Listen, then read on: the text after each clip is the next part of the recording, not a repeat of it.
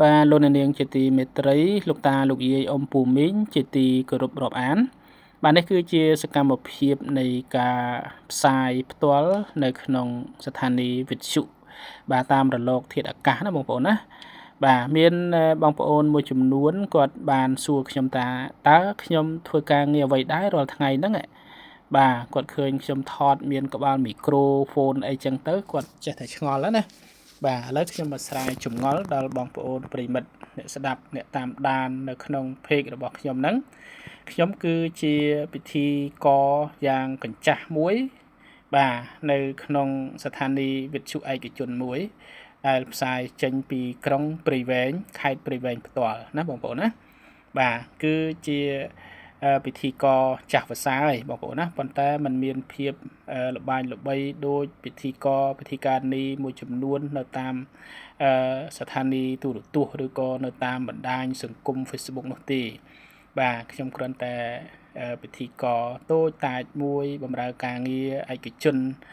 តែប៉ុណ្ណោះក៏ប៉ុន្តែអ្វីដែលសំខាន់គឺខ្ញុំចូលចិត្តថត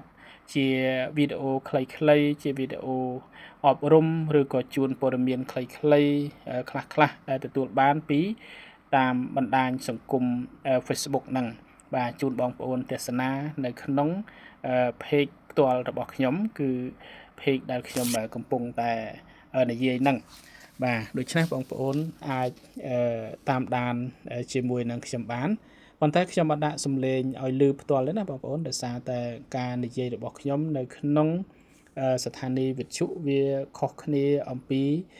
ការដែលខ្ញុំធ្វើវីដេអូខ្លីៗចែកម្លែកដល់បងប្អូនតាយាយអ៊ំពូមីងតាមដានទេសនាផងដែរណាក៏ប៉ុន្តែនេះគឺជាសកម្មភាពខាងក្នុងនៃការផ្សាយវិទ្យុគឺមានកាយវិការមានអីស្តៀងនឹងបងប្អូនយើងមួយចំនួនដែលគាត់ផ្សាយតាមទូរទស្សន៍តាមអីចឹងដែរប៉ុន្តែគ្រាន់តែយើងមិនដែលបានផ្សាយផ្ទាល់ជាសំឡេងផ្ទាល់ហើយថត live show អីចឹងណាបងប្អូនណា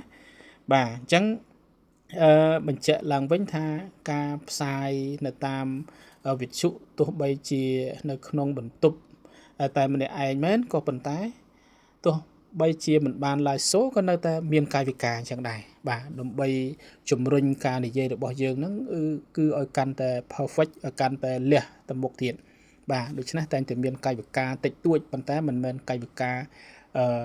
ខ្លាំងដូចដែលយើងកំពុងតែ live ផ្ទាល់ហ្នឹងទេណាបងប្អូនណាបាទអញ្ចឹងបងប្អូនប្រហែលជាផ្លិចនៅការស្ដាប់វិទ្យុតាមរលកធាតុអាកាសអស់ទៅហើយប៉ុន្តែនៅឥឡូវនេះគឺមានតាយាយមួយចំនួនឬក៏អ៊ំពូមីងមួយចំនួននៅតាមបណ្ដាភូមិឃុំស្រុកស្រែចម្ការគឺគាត់នៅតែនិយមស្ដាប់វិទ្យុអញ្ចឹងដែរបាទប៉ុន្តែដូចថា